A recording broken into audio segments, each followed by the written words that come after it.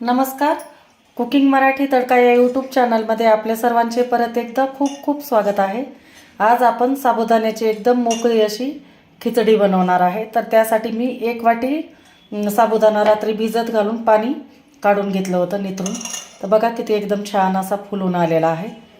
तर आपण याच्यासाठी साहित्य घेतलेलं आहे. 1 टोमॅटो कट करून घेतला आहे, एक 5 ते 6 हिरव्या मिरच्या बारीक कट केलेल्या आहेत, 1 बटाटा आहे, साल काढून त्याचे तुकडे करून पाण्यामध्ये टाकले, आणि कोथिंबीर आहे. नंतर थोडंसं शेंगदाणे भाजून असे जाडसर असे वाटून घेतलेले आहे, आणि थोडेसे कच्चे शेंगदाणे पण अखंड घेतलेले आहेत. तर चला तर मग सुरुवात करू आपण.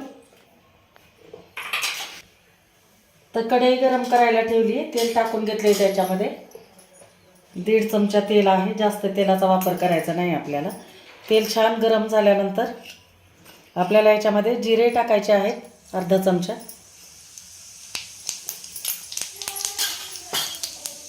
जिरे छान फुलल्यानंतर हे जे आपण शेंगदाणे घेतले होते कच्चे ते आपण टाकणार आहे, आणि चांगले एकदम शेंगदाणे एकदम तडकू देणार आहेत. एकदम कडक झाले पाहिजे.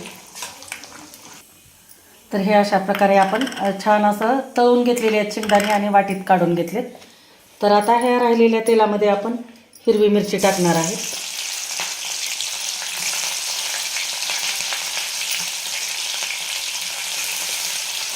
एक काही सेकंद फक्त फ्राय करून घ्यायचं आहे आपल्याला.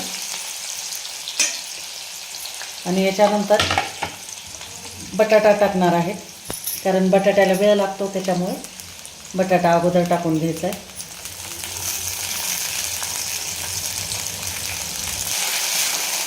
तर हे बटाटे टाकल्यानंतर छान आपल्याला तेलामध्ये परतून घ्यायचे आहेत, आणि मंद गॅसवर आपल्याला 2 मिनिट जरा हे वाफवून घ्यायचे आहेत. बटाटे जरा शिजायला वेळ लागतो.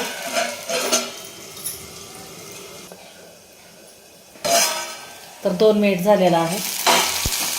तर बघा बटाट्याचा कलर पण आपला चेंज झाला आहे. तर शिजत आलेले आहेत. चेक करून बघायचं थोडंसं. तर झालेले आहेत, नरम झालेले आहेत. तर या वेळेला आपल्याला टोमॅटो टाकायचे आहे त्याच्यामध्ये.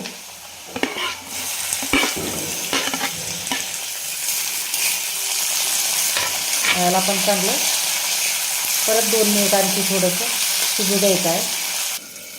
तर हे टोमॅटो नरम होतात तोपर्यंत आपण हे शेंगदाण्याचं कूट करून घेतलेलं आहे ते आपण याच्यामध्ये टाकून घेणार आहे, आणि छान असं मिक्स करून घ्यायचं.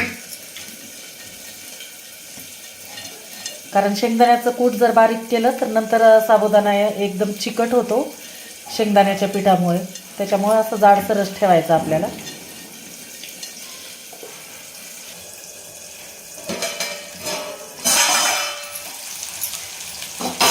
बघा बटाटे टमाटे पूर्ण एकदम असं छान नरम झालेले आहेत. आता या वेळेला आपल्याला साबुदाणा टाकून द्यायचा आहे याच्यामध्ये.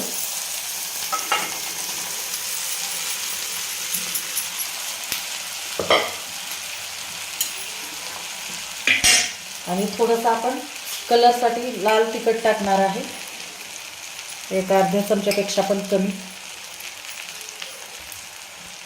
मीठ टाकायचं चवीनुसार. आणि हे जे आपण तळून घेतलेले शेंगदाणे होते ते पण टाकायचे आहेत, आणि छान मिक्स करून घ्यायचं आहे आता.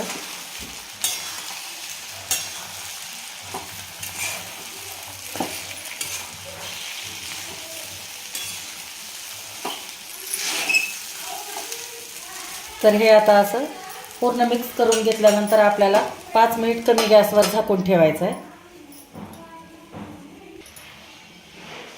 5 मिनिट झालेला आहे. तर बघू आपला शाबू आता कसा झालेला आहे ते.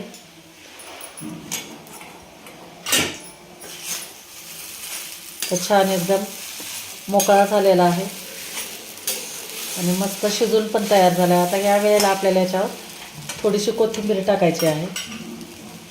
कोथिंबीर टाकून मिक्स करून घ्यायचं.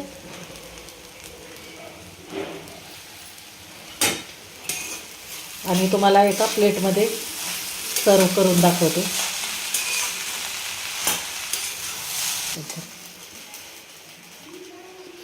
बघा किती एकदम छान मोकळा एकदम सळसळीत झालेला आहे.